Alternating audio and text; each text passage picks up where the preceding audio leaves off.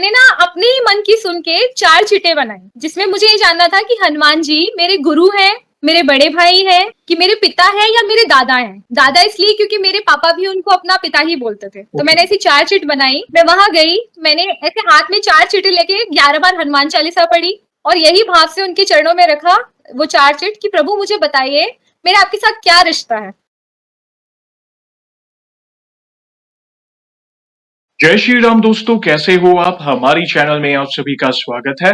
मैं हूं आपका दोस्त जयेश वाघेला, फाउंडर ऑफ धार्मिकस्टोरी.com एंड सीक्रेट मिस्ट्रीज। दोस्तों, आज मैं फिर से एक और इंटरेस्टिंग वीडियो कॉल सेशन लाया हूं। हनुमान जी के भक्त ऑनलाइन है और उत्सुक है अपना अनुभव शेयर करने के लिए। और वीडियो में आगे बढ़ने से पहले आप सभी को बता दूं कि अगर आप भी हनुमान जी से जुड़ा अपना अनुभव मुझसे इंस्टाग्राम वीडियो कॉल पर शेयर करना चाहते हैं तो इंस्टाग्राम की लिंक मैंने डिस्क्रिप्शन में दी है, उस पर क्लिक करें, मुझे फॉलो करें और मैसेज करें। मैं जल्द से जल्द आपसे जुड़ूंगा और वीडियो कॉल सेशन शेड्यूल करूंगा। और अगर आप ईमेल के माध्यम से अपना अनुभव शेयर करना चाहते हैं तो हमारा ईमेल आईडी है dharmikstory@gmail.com। तो चलिए आगे बढ़ते हैं आज के इस वीडियो कॉल सेशन में। नमस्कार बहन, जय श्री राम आपको। जय श्री राम भैया, जय हनुमान। जय हनुमान, जय श्री राम। आपका बहुत बहुत स्वागत है आज के इस वीडियो कॉल सेशन में और धन्यवाद भी जो आप अपना समय निकाल कर इनिशिएटिव ले रहे हैं हमारे प्रिय बालाजी से जुड़ा अपना अनुभव शेयर करने के लिए। सबसे पहला सवाल ये बताइए कि आपका पूरा नाम क्या है, आप कहाँ से बिलोंग करते हैं और आप क्या करते हैं? भैया मेरा पूरा नाम है पूनम मलिक सिंह। मैं जबलपुर मध्य प्रदेश से हूँ और बाय प्रोफेशन में ह्यूमन रिसोर्स में हूँ भैया, HR हूँ IT में। ओके, बहुत अच्छा लगा जानकर और हम बहुत उत्सुक है बहन आपके अनुभव को डिटेल में जानने के लिए। अगला सवाल उन्हीं प्रभु से जुड़ा है। जैसे आपको पता है जो सेशन हमारे प्रिय बालाजी महाराज से जुड़ा है, तो ये बताइए कि जीवन में सबसे पहले आप हनुमान जी की शरण में कब गए, कब उनकी पूजा भक्ति शुरू की, कौन से नित्य पाठ वगैरह आप करते हैं, यानी शुरुआत की जो जर्नी रही, जैसे फर्स्ट टाइम कैसे जुड़े और फिर कैसे आपका विश्वास अटूट हुआ, यानी जो भी आपके अनुभव रहे हैं जिसमें प्रभु ने कोई असंभव कार्य संभव किया हो या उनकी ऊर्जा महसूस की हो या कोई संकेत मिले हो, तो शुरुआत की जर्नी के बाद वन बाय वन अपने अनुभव को डिटेल में आप साझा कर सकते हैं। भैया मैं जैसे आपको पता है जबलपुर से हूँ। जबलपुर को संस्कार धानी भी कहते हैं और जितना मैं समझती हूँ भैया वहाँ सब कोई बहुत ज्यादा ही धार्मिक है। और मैंने भी भैया एक धार्मिक फैमिली में जन्म लिया है जहाँ पे मम्मी पापा, दादा दादी, नाना नानी, मामा मौसी लोग सबको मैंने बहुत धार्मिक प्रवृत्ति का देखा है। उन्हीं से बचपन से ही भगवान की स्टोरियां सुन के बड़ी हुई हूँ, उनको ही पूजा पाठ करते देखा और जितना सीखा उन्हीं से सीखा है। तो मेरे घर में माहौल ही भैया बहुत धार्मिक रहा है। सुबह से ही दिया बाती कर देना, शाम को आरती करना, शंख ध्वनि, ये सब मैंने देखा। और मैं नर्मदा किनारे गई हूँ, नर्मदेश्वर जी की हमेशा पूजा की है, शिव शंभू की। तो मेरी जो माता जी है वो शिव जी की बहुत बड़ी भक्त है और जो मेरे पिताजी हैं वो श्री राम के और हनुमान जी के बहुत बड़े भक्त। और पापा भैया डिफेंस में थे, ऑर्डिनेंस फैक्ट्री में थे। तो वहीं पे हम जिस क्वार्टर्स में रहते थे वहीं पे हमें पास में एक जगह लेके जाया जाता था जहाँ पे हनुमान जी के एक बाल रूप को पूजा जाता है, जिसे कहा जाता है पाट बाबा। उसे हनुमान जी का बाल रूप कहा जाता है वहां पे। और बचपन से हमें वहां लेके गए हैं, हमने वहां की आरतियां देखी हैं, हमने वहां पे उनके प्रवचन सुने हैं गुरुजनों से बैठ के। तो भैया मैं उसकी बहुत छोटी सी एक बात बता रही हूँ जो मैंने बचपन से सुना था। उन्हें स्वयंभू हनुमान जी कहते हैं जो स्वयं अवतरित हुए थे। तो ये ब्रिटिश टाइम की स्थापित वहां पे एक मूर्ति है भैया। वो कहा जाता है ब्रिटिश टाइम में वहां पे ऑर्डिनेंस फैक्ट्री की दीवारें उठाई जा रही थी मगर वो बार बार गिर जाती थी, दीवारें उठ नहीं पाती थी, फैक्ट्री बन नहीं पा रही। तो उस टाइम में ब्रिटिश टाइम के जो मेजर जनरल थे उनके सपने में हनुमान जी खुद आए और उन्होंने कहा कि उस पर्वत पर मेरा एक मूर्ति है, आप उसको स्थापना करो, आप उसको जगह दो, तब जाके यहाँ की दीवार उठेगी और ये फैक्ट्री बन पाएगी। तो उन्होंने ये सपना वहां के पुरोहितों को बताया। तो वहां पे खुदाई की गई भैया और सच में एक स्वयंभू हनुमान जी निकले। उनका अवतरण हुआ, छोटे से हैं पाट बाबा रूप में, सब जानते हैं, जबलपुर में बहुत फेमस है वो। तो वहां पे उनको स्थान दिया गया, उनका पूजन पाठ हुआ और तब जाके ऑर्डिनेंस फैक्ट्री का निर्माण हुआ भैया। तो भैया वहां पे पटशल में सारी चीजें दी हुई है कि कैसे उद्गम हुआ उनका, कैसे ब्रिटिश सरकार ने फिर ऑर्डिनेंस फैक्ट्री का निर्माण किया, ये बहुत अच्छे से वहां पे दिया है। जो भी जाएंगे वो पढ़ सकते हैं। तो इस वजह से बचपन से वो सब देख के समझ के अपने आप भक्ति बहुत जागी। तो पापा मम्मी के साथ जाते थे, भक्ति पूर्वक सारी कथाएं सुनते थे। इस तरह भैया बड़े हुए, घर में भी राम नाम का जाप होता रहता था। तो बचपन से भैया भक्ति तो एक है कि ब्लड में रही ही है, क्योंकि परिवार में माहौल ऐसा रहा है, आसपास ऐसे भगवान जी की दया से ऐसे लोग मिले हैं जिन्होंने हमेशा भक्ति ही बढ़ाई है। तो इस तरह से भैया हमारी शुरुआत हुई। लेकिन भैया कुछ ऐसे साझा अनुभव है जो हम आपसे करना चाहेंगे और ये बताना चाहेंगे कि किस तरह से भक्ति और पक्की हुई है। जी। तो सबसे पहले आपको अपनी दादी का एक अनुभव सुनाते हैं। भैया मेरी दादी और मैं हमेशा बैठ के जब भी फ्री टाइम में हम बैठते थे तो हम सिया राम जापा करते थे। दादी की भी आदत थी, हम लोग भी ऐसे बैठ के जब भी साथ में बैठते थे शाम को, दिन में कभी भी टाइम मिले जापते थे, क्योंकि जापना भैया कलयुग में सबसे बड़ा एक आशीर्वाद है। तो हम नाम जाप किया करते थे, जय सिया राम, जय सिया राम, जय सिया राम। तो भैया कुछ टाइम बाद ऐसा हुआ कि दादी बहुत बीमार हो गई और इतने ज्यादा, बिकॉज वो एज के हिसाब से भी उनकी तबीयत काफी खराब होने लगी, एज हो रही थी, तो काफी बीमार हो गई वो। और उसके बाद वो जाप जो है वो कम होने लगा हमारे बीच। फिर कुछ टाइम जाके जब दादी और बीमार हुई, उन्होंने बात करना ही छोड़ दिया था। ये समझ लीजिए करीब 4-5 दिन वो कुछ भी नहीं बोल पा रही। उनकी आवाज से वो कोशिश भी कर रही थी तो वो बोल नहीं पाती थी। मैं उनके पास आके कई बार बोलती थी, दादी बोलो जय सिया राम, जय सिया राम। तो वो ट्राई करती थी भैया, पर उनके मुंह से आवाज नहीं निकलता था, वो रोती थी। तो मेरा भी मन करता था कि दादी जाप करे। तो मैं गई ईश्वर के मंदिर में, जो हनुमान जी का हमारा मंदिर है, वहां पे पंचमुखी हनुमान जी, वहां मैं गई भैया, वहां राम स्तुति करी, मैंने हनुमान चालीसा करी। और बस मन ही मन ऐसे आया कि जैसे मैं और दादी साथ में राम नाम का जाप करते थे, दादी फिर करे, ऐसे मन में बस ये भाव आया भैया। तो मैंने राम स्तुति की, हनुमान चालीसा का जाप किया और महामृत्युंजय का जाप भी किया, और उन्हीं की चरणों की धूली लाके दादी के सर पे लगाया और उनके गले पे लगाया।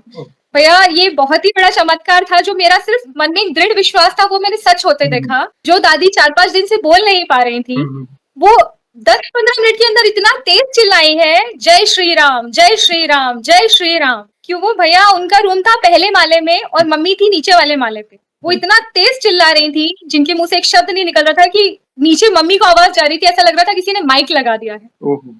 करीब भैया 5-6 बार उन्होंने बहुत जोर के चिल्लाया है, जय श्री राम, जय श्री राम, जैसे पूरी जान लगा दी उन्होंने। और उसके बाद जो शांत हो गए भैया, 2 दिन बाद उन्होंने अपने प्राण त्याग दिए।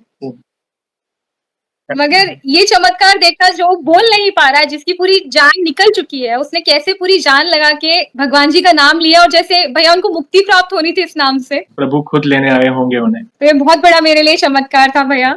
एक अनुभव और आपके साथ शेयर करना चाहूंगी भैया। मैं गुड़गांव में जॉब करती थी भैया, ह्यूमन रिसोर्स में ही। तो मेरा हमेशा वहां भी रहा है कि मैं मंगलवार शनिवार मंदिर जाया करती थी, वहीं जहाँ पे मैं पीजी में रहती थी, पास में शिव जी का मंदिर था, जिसमें साथ में हनुमान जी, श्री राम, सबका मंदिर था। तो मेरा सुबह का था कि मंगलवार शनिवार मैं जरूर जाती थी वहां।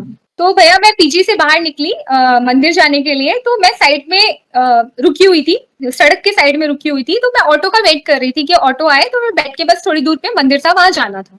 भैया पता नहीं क्या हुआ, मैं अपना चैंट कर रही थी, मैं राम नाम का जाप कर ही रही थी। एक बड़ी सी कार आई और वो बहकती हुई थोड़ी सी दिखी मुझे, बस ये समझ लिए 2 सेकंड में मुझे ऐसा दिखा कि कोई बहकती सी कार आई है, और सीधे भैया बुलेरो कार थी, अच्छी बड़ी 4 व्हीलर बुलेरो कार थी, उसने सीधे आके फोर्स से मेरे घुटने पे मारा और मैं धड़ाम से गिर गई। मुझे कुछ समझ नहीं आया क्या हुआ, वो जो 2 सेकंड में मुझे हिलती डुलती कार दिखी, उसने सीधे मुझे ही मारा, और मुझे ऐसे घुटने पे डर लगा कि कुछ बहुत जोर के लगा। ठंड का समय था भैया, बल्कि ओवरकोट पहनी हुई थी मैं, गुड़गांव में अच्छी ठंड पड़ती है, दिसंबर की बात बता रही हूँ, ओवरकोट पहना था। तो इतनी जोर के जर्क लगा कि मैं गिरी और वहां पे भीड़ लग गई।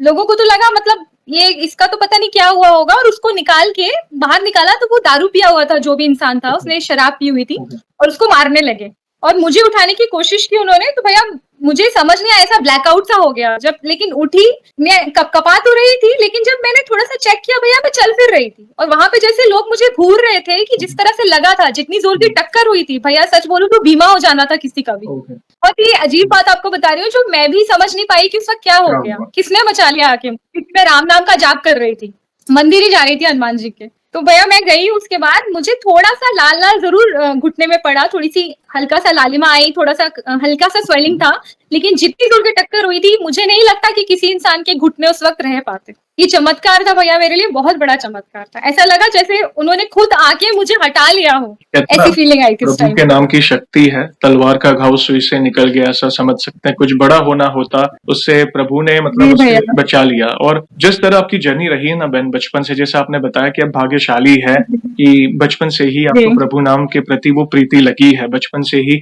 आपके माता पिता से वो भक्ति मिली है। आपने उस मंदिर के बारे में जो कथा शॉर्ट में जो शेयर की, वो भी मतलब हमें पता नहीं थी। Thank you very much. हम जरूर, अगर वो सौभाग्य मिला जबलपुर जाने का, तो हम प्रभु के दर्शन करने जरूर जाएंगे। Thank you very much. हम बहुत उत्सुक है बहन आपके और भी अनुभव जानने के लिए। प्लीज और भी कोई अनुभव तो डिटेल में शेयर।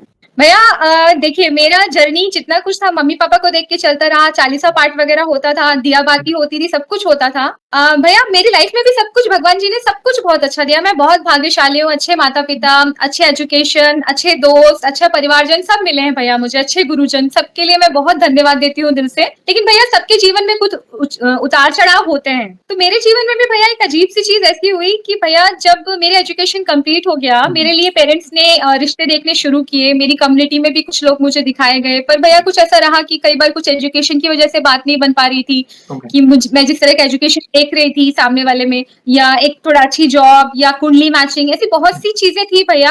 नंबर ऑफ कितनी चीजें होती है जो देख के एक मैचिंग की जाती है, तो वो समझ में नहीं आ रहे थे भैया रिश्ते। उसके बाद कुछ लोगों ने ऐसे कहा कि मैट्रिमोनी में भी आप बनाइए अपना प्रोफाइल, तो वहां भी बनाया। तो मेरे भाई और मेरी बहन दोनों ही देख रहे थे मेरे लिए प्रोफाइल, वो देखा करते थे। तो कुछ लोगों से ऐसी बात भी थोड़ी बहुत होती थी अगर सही लगता था तो। लेकिन भैया कुछ बातें जम नहीं रही थी, वही हमेशा प्रॉब्लम आ रही थी। कई बार कुंडली मैच नहीं हो रहा था, कई बार लोग समझ नहीं आ रहे थे, या कुछ लोग होते हैं कि जो बहुत सीरियस होकर नहीं इंटरेस्ट लेते हैं। तो देखते देखते भैया कहा जाए तो काफी टाइम निकल गया था। तो इस बीच में अपना जॉब भी कर रही थी, साथ साथ बीच में प्रोफाइल भी देखना हो रहा था, और कई बार मन हट जाता था। पर मम्मी ये समझाती थी कि नहीं बेटा, शादी तो करनी है, हर लड़की के लिए शादी करना जरूरी है, और आप घर की बड़ी बेटी हो। तो वो मेरा मन फिर से लगाती थी कि नहीं बात करो, कोशिश करो, भाई भी तुम्हारे लिए देख रहा है, प्रोफाइल चेक करो, बात करने की कोशिश करो।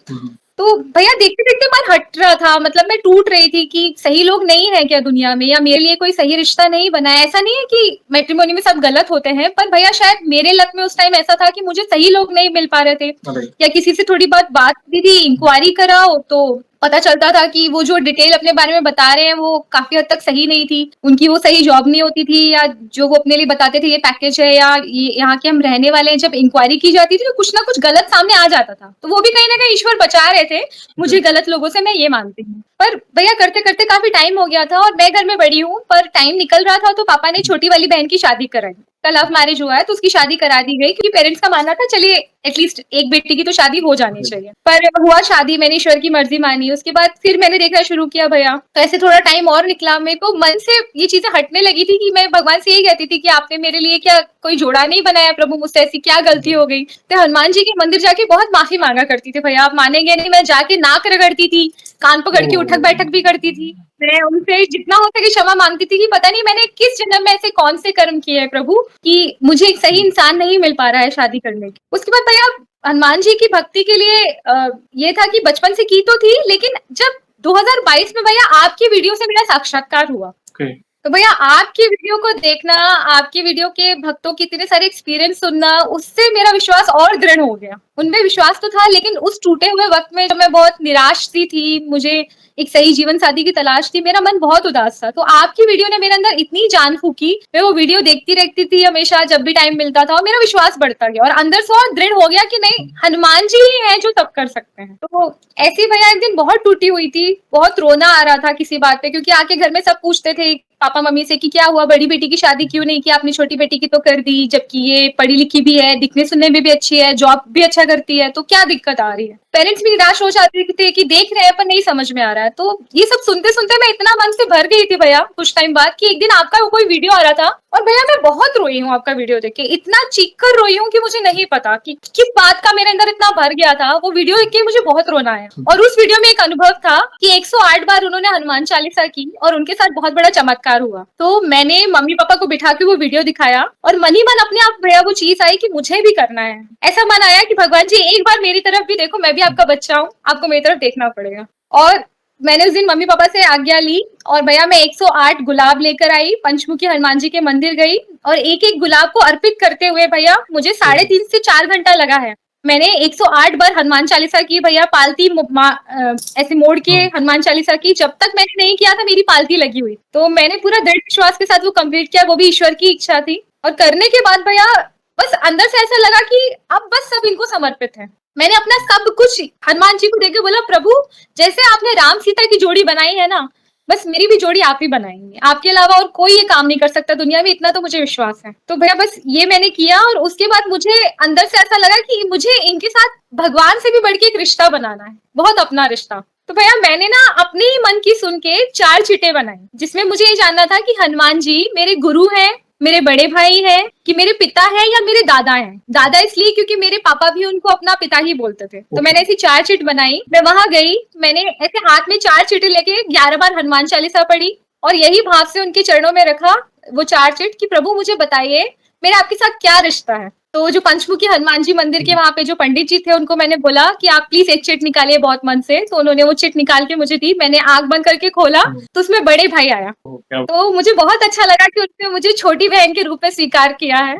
और मुझे पंडित जी ने बताया कि बिल्कुल सही है, क्योंकि जो कन्याएं होती है वो उनके बड़े भाई के रूप में ही आते हैं और जो माताएं होती है वो उनके पुत्र रूप में आते हैं। तो उन्होंने कहा बिल्कुल, उन्होंने आपको छोटी बहन की तरह स्वीकारा है। फिर भैया मैंने वहां रक्षाबंधन में उनको राखी भी बांधी और कहा अब तो आपका कर्तव्य है, आपको अपनी बहन की शादी करानी है। अब तो मैं सारी चीजों से मुक्त हूँ प्रभु, आप तो बस शादी करानी है। तो भैया ये सब जाप हुए, लेकिन मैंने अपने जाप नहीं छोड़े भैया। बीज मंत्र तो मैं करती थी हर मंगलवार शनिवार, मतलब ओम हम हनुमंते नमः, ये तो मेरा हमेशा ही बीज मंत्र का जाप होता था। राम मंत्र की चैंटिंग तो जितनी हो सके भैया मैं मंदिर में बैठ के इतना चिल्ला चिल्ला के बोलती थी, जय सिया राम जय सिया राम। मेरे आसपास कोई क्या जा रहा है क्या बोल रहा है मुझे नहीं पता। मैं भक्ति में जब हनुमान जी को देख के खो जाती थी ना, पंचमुखी हनुमान जी को देख के, उनसे सुंदर कुछ नहीं, उनसे अच्छा कुछ नहीं, उनसे कुछ भी ज्यादा नहीं भैया। बस ऐसा लगता था बस वही है हर जगह, कुछ भी नहीं है उनसे बढ़ के इस दुनिया में। बस लगता था उनको देखूं, रोती जाऊं, जय श्री राम चिल्लाते जाऊं। और मैं बैठ के भैया हर मंगलवार शनिवार 11-11 बार हनुमान चालीसा का जाप करती थी। बजरंग बाण का मुझे पता है भैया कि यूं ही नहीं जापना चाहिए, क्योंकि ये बहुत ही ऐसा पवित्र उनका जो पाठ है कि जब बहुत ही विपदा आप जाए तभी उनका नाम लेना चाहिए, क्योंकि उसमें श्री राम की उनको कसम दी गई है। तो मैं मानती थी उनको कुछ नहीं करना चाहिए, लेकिन भैया मेरे को इतना लेट हो रहा था शादी के लिए, तो मैंने हनुमान जी को बहुत नाक रगड़ते हुए, कान में हाथ रखे हुए, माफी मांगते हुए कहा कि प्रभु मुझे बोलना पड़ रहा है क्योंकि आप मेरी तरफ एक नजर देखो। मेरा इतना तुच्छ सा काम, आपने तो कितने बड़े बड़े काम कर दिए, मैं तो कुछ भी नहीं हूँ, मैं तो चींटी बराबर भी नहीं हूँ आपके सामने। तो मेरे लिए आप क्या, आपके लिए मुश्किल है। तो मैंने भैया उनको बस यही कहा कि ठीक है, मैं 11 बार हनुमान चालीसा करती थी, एक बार बजरंग बाण का पाठ करती थी भैया। तो ये मेरा मंगलवार शनिवार का रूल बना हुआ था।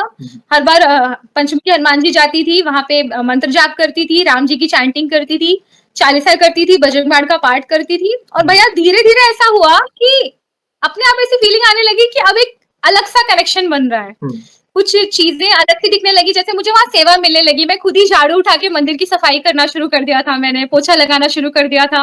अपने आप वहां वानर आते थे, मैं जो लड्डू का भोग चढ़ाती थी भैया, आप मानेंगे नहीं, और भी लोग होते थे पर हमेशा वो मेरे भोग से ही उठाते थे वहां जो वानर आते थे। तो जितने भक्त के लोग थे वो मुझसे प्रसाद मांगते थे कि नहीं आपके डब्बे से लिया, आप हमें प्रसाद दो। तो मैं वो प्रसाद देती थी। ये हर बार होता था जब मैं चालीसा पढ़ती थी भैया, वानर जरूर आते थे वहां। ये मेरा हर बार का हो गया था। तो ये मैं वहां पे ऐसी चीजें देखने लगी थी और मेरा प्रयास जारी था। उसके बाद भैया ऐसा हुआ कि मेरे जो हस्बैंड है जिनसे मेरी शादी हुई है, लास्ट ईयर मार्च में मेरी उनसे बात हुई। तो उससे पहले मैं हनुमान जी से ये कहा करती थी कि प्रभु रिश्ते तो आ रहे हैं पर मैं समझ नहीं पा रही हूँ कि कौन है जिनको आपने मेरे लिए चुना है, कौन है वो इंसान। आप मुझे कुछ तो संकेत दे भगवान, कुछ तो बताएं, ऐसा कुछ तो मुझे समझाएं कि यही है।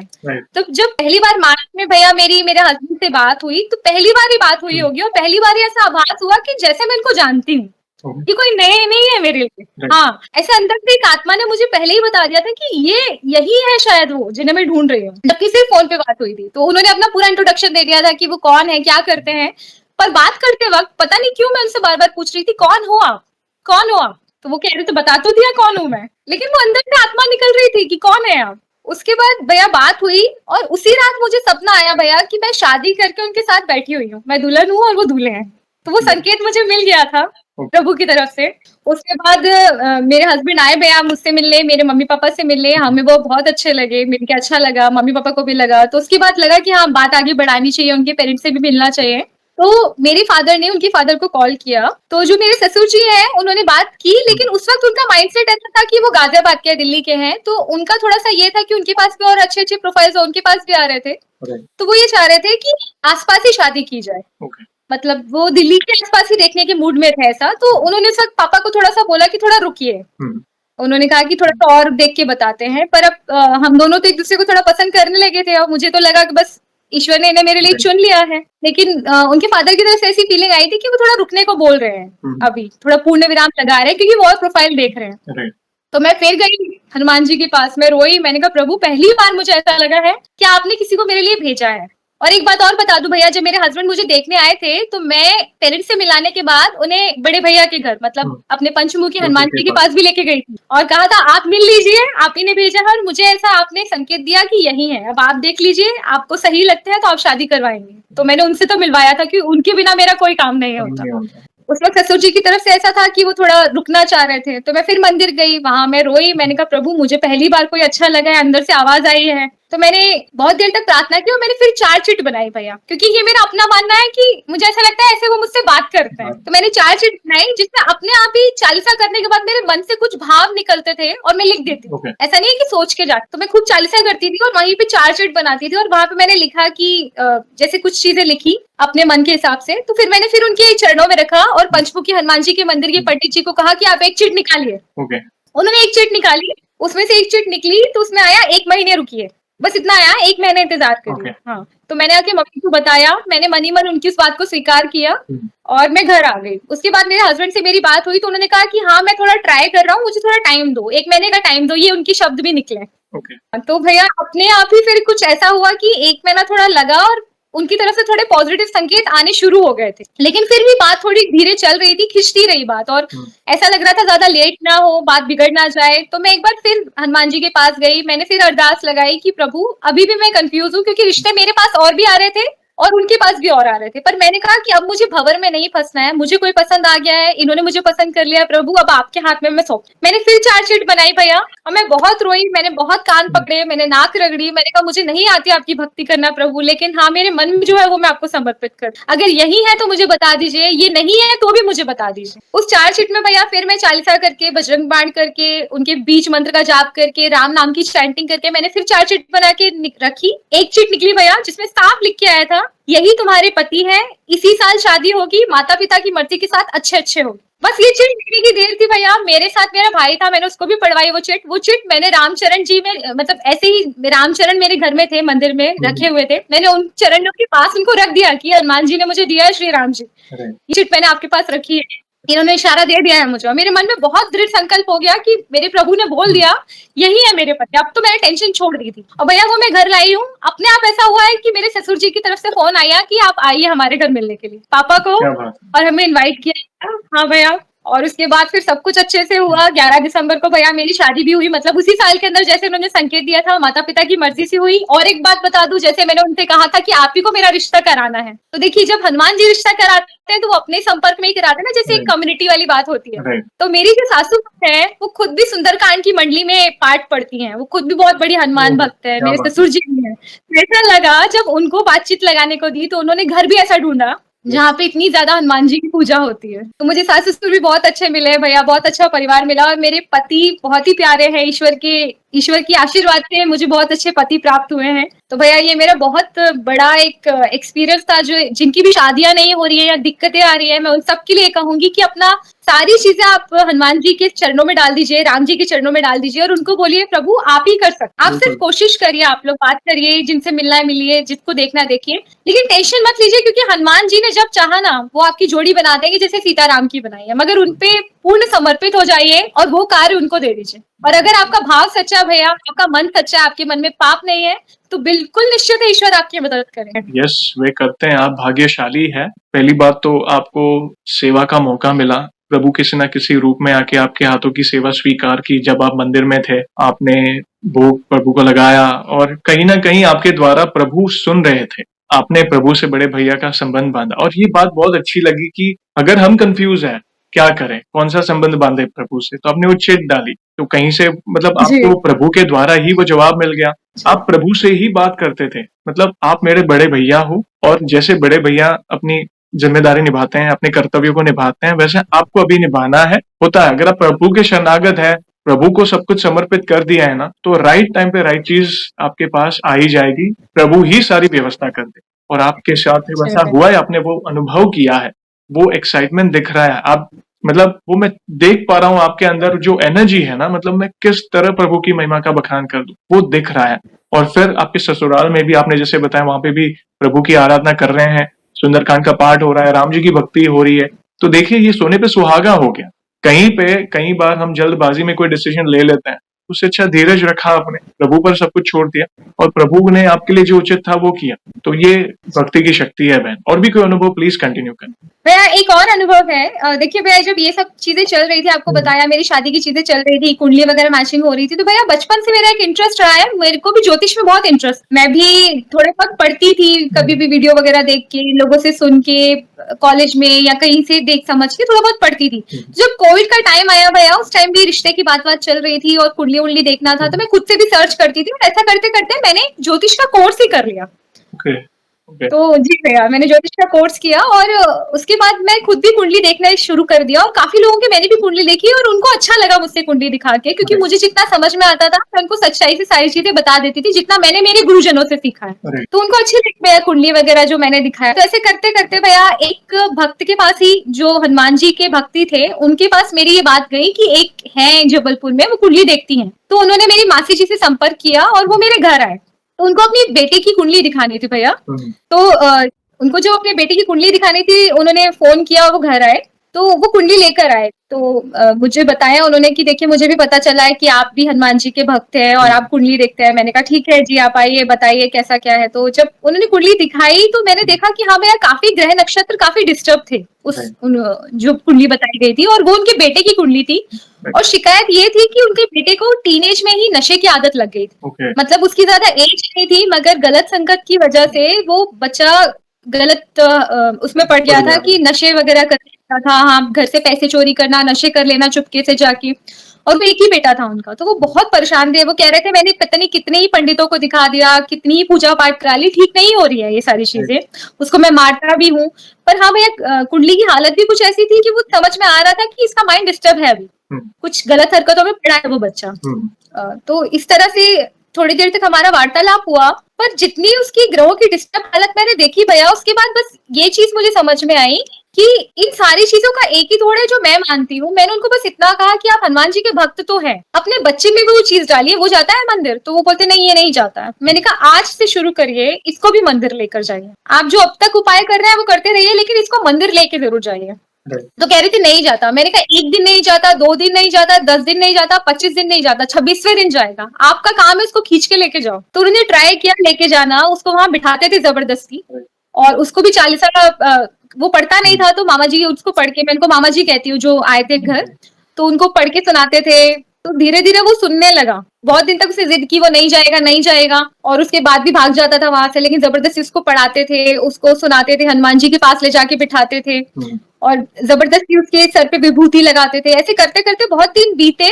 तो वो बीच बीच में भी ऐसी शिकायतें आ रही थी कि वो नशा कर रहा है। तो मैंने उनको बोला कि आप 40 पढ़ते रहिए, जो 40 पढ़ते हैं उसका पानी फूक के भी इसको पिलाइए, और इसके सर पे मैं कहती थी एयर से राम नाम लिखिए, हमेशा यहाँ पे राम नाम लिखिए। मैं कहती थी हवा में ऐसे बना के उसके माथे पे लिख के भेजो जब भी वो जाता है, तो हमेशा हनुमान जी की नजर इस पे रहेगी। तो ये करना भी उन्होंने शुरू किया। थोड़ा टाइम लगा भैया, 3 से 4 महीना लगा, लेकिन फिर वो मेरे घर आए, अपने घर से खीर बनवा के लेके आए। उन्होंने मुझे बहुत धन्यवाद कहा कि सच में मेरा बच्चा भी बहुत अच्छे से है।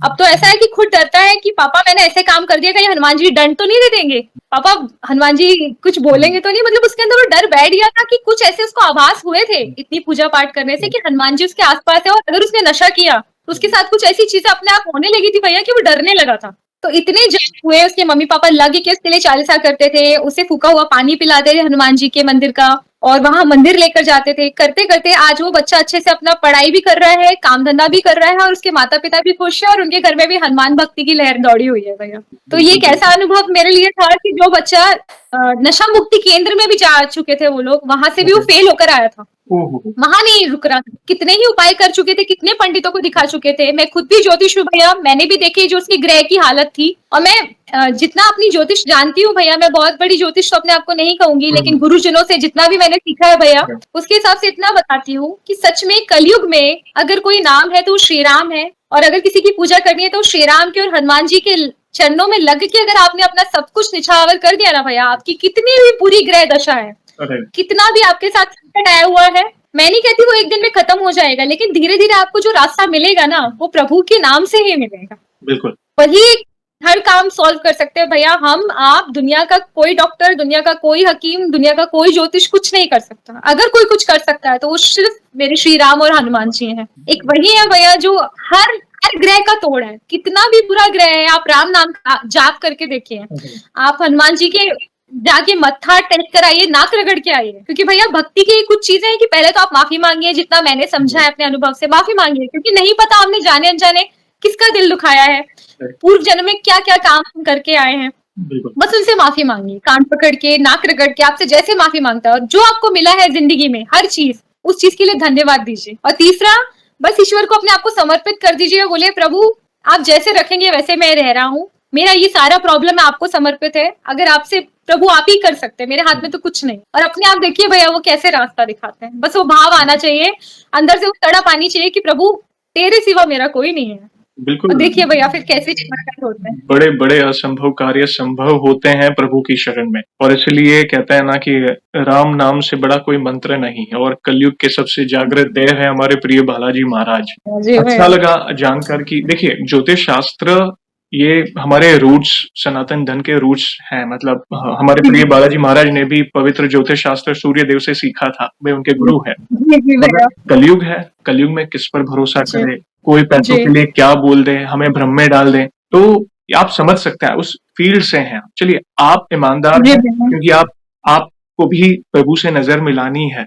आपने जी ऑनेस्टली भैया, उन्हें उनको देना। यस आपने ऑनेस्टली उन्हें सजेशन दिया। लेकिन अगर कोई भटक गया है, कहीं किसी को सॉल्यूशन नहीं मिल रहा है, हमें नहीं पता होता है कि हमारी कौन सी साढ़े साती चल रही है, शनि भगवान की कुदृष्टि चल रही है, राहु केतु खराब है, मंगल दोष हो, ये दोष हो, हम कंफ्यूज हैं क्या करें। कई बार लाखों रुपए ज्योतिष शास्त्र मतलब जो ज्योतिष आचार्य होते हैं या एस्ट्रोलॉजर्स होते हैं, उनके पीछे लाखों रुपए खर्च करने के बाद भी वो निवारण नहीं मिलता।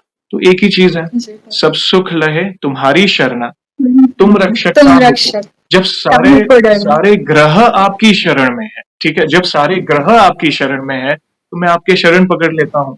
जाने अनजाने में आपने सही बात कही, एक्सेप्टेंस होना भी जरूरी है कि मुझसे गलती हुई है जाने अनजाने में। प्रभु तुच्छ भक्त को शरण दीजिए और आशीर्वाद दीजिए, और अब मैं अपने जीवन की डोर आपके हाथों में देता हूँ। मेरा मार्गदर्शन करे कि मैं अच्छे कर्म करूं, धीरज रखकर आपके शरणागत रहूं। कई बार एक्सेप्टेंस नहीं होता है लोगों में, वे होता ना कि भाई मैं और मेरा की जो लालसा होती है ना, भाई मैंने क्या, मैंने कोई गलती नहीं। एक्सेप्टेंस अगर आपके अंदर है वो करिए, शरणागत हो जाइए। फिर जैसे आपने कहा वो बच्चा व्यसन कर रहा था, फिर होता क्या है, एक बार आप प्रभु की शरण में आ गए, फिर अगर कोई गलत चीज आप देखिए, कलयुग है, गलत संगत बुरे लोग वो तो आएंगे ही आपके सामने। फिर आपको एक कहता ना वो रियलाइजेशन होगा कि कोई देख रहा है, कोई है, मैं किसकी निगरानी में हूँ, मैं किसकी छत्र छाया में हूँ, मुझे भी प्रभु से आंखें मिलानी है। अगर मैं फिर वही बार बार गलती करूंगा, व्यसन करूंगा, बुरी संगत के पीछे भागूंगा, तो फिर मैं मंदिर जाऊंगा तो प्रभु से आंखें कैसे मिला पाऊंगा, क्या मिला पाऊंगा क्या? जी जी। तो वो एक अंदर से डर होता है। इसलिए वो बच्चा अंदर से उसे रियलाइजेशन हुआ कि नहीं, अभी मुझे गलती नहीं करनी, और वो प्रभु भक्ति के मार्ग पर आ गया, और वो सकारात्मक परिवर्तन आपने देखने शुरू कर दिए। तो ये कैसे हुआ? ये भक्ति की शक्ति है। आपने कोई रॉकेट साइंस, आपने कुछ ऐसा नहीं बोला कि भाई ये टोटका करो, ये तकिए के नीचे रखो, ये करो, ये सब नहीं। भगवान के नाम से बड़ा कुछ नहीं है। हमारे परम पिता परमात्मा है, बस उनके ही शरण में आ गए तो सब सारे सवालों के जवाब आपको मिलने शुरू हो जाएंगे। हाँ, धीरज रखना है, जैसे आपने कहा, रातों रात कुछ नहीं होता, समय देना पड़ता है। धीरे धीरे धीरे धीरे सारी व्यवस्था होती जाएगी और सकारात्मक परिवर्तन आप खुद वो चेंजेस फील करोगे। और भी कोई अनुभव हो तो आप प्लीज शेयर करें प्लीज।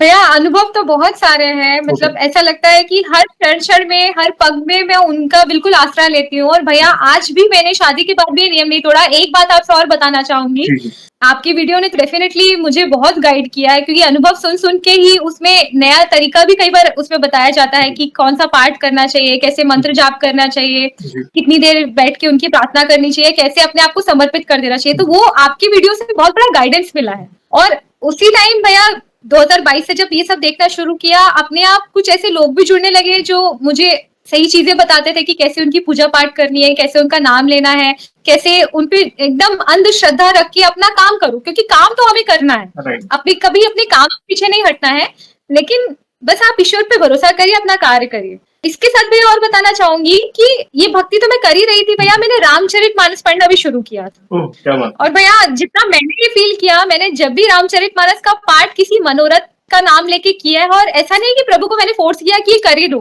मैंने कहा प्रभु अगर आप मुझे इस लायक समझते हैं तो मुझे दे दीजिए। ये इच्छा मान के भैया जब भी मैंने रामचरितमानस का पाठ किया है भैया, और पाठ कंप्लीट होते होते मेरा आज तक एक्सपीरियंस रहा है भैया, वो चीजें सिद्ध हो गई हैं।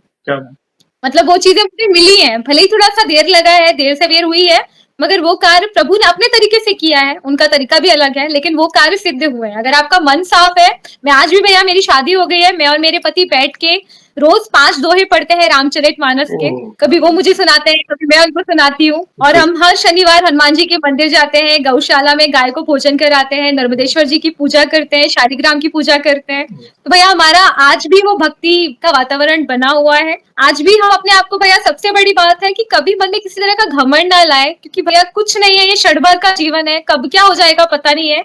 आखिरी में जाके आपको उन्हीं को अपनी शक्ल दिखानी है और उनके सामने कोई होशियारी नहीं चलती। आप जितने साफ मन के और जितने निश्चल हो ना भैया, तभी कनेक्शन बनता है। बिल्कुल, और बिल्कुल। मैं आपको ये भी बता दूँ, ये भी मेरे लिए एक बहुत बड़ी बात है, आज मैं आपसे बात कर रही हूँ। अरे! जब मैं आपकी वीडियो देखती थी ना भैया 2022 में, तो आप कभी कमेंट पढ़ेंगे, कुछ वीडियो के नीचे मैंने भी कमेंट किए हैं कि प्रभु मेरा मनोरथ भी सिद्ध करिए।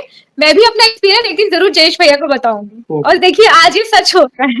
तो ये भी ईश्वर की कृपा है भैया कि मैं अपना इंटरव्यू आपको जो दे रही हूँ, मुझे लोग सुन रहे हैं। ये भी जो मैंने उनसे कहा था कि मैं अपना एक्सपीरियंस सुनाऊँगी, तो उन्होंने मुझे आज वो दिन दिखाया कि मैं अपना एक्सपीरियंस सुना पा रही हूँ। तो ये भी ईश्वर की कृपा है भैया, देखिए वो कितने दयालु हैं।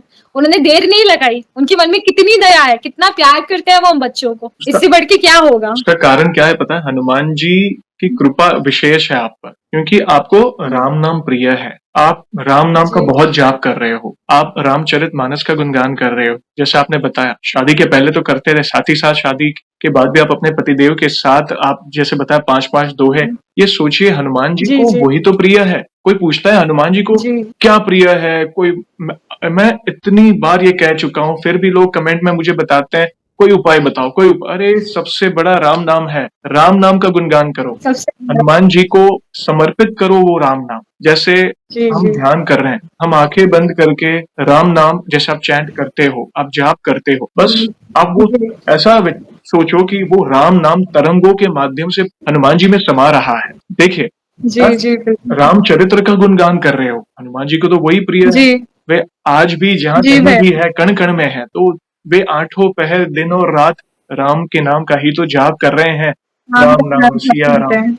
तो आप वही तो आपने जी, मतलब आपको समझो सीक्रेट पता चल गया है। लोग को कहता है ना जी भैया, हनुमान जी से कनेक्ट होने का पासवर्ड क्या है? तो वही जय श्री राम। तो आप वही कर जी, रहे हो। तो सोचिए राम जी की कृपा तो है ही, साथ-साथ हनुमान जी भी कितने प्रसन्न हैं आपके साथ। तो वे कहीं न कहीं जी, ये जो सारी आपके कार्य बन रहे हैं, काम हो रहे हैं, ये उनकी कृपा है, तब जाके हो रहा है। और हम तो दास के दास हैं।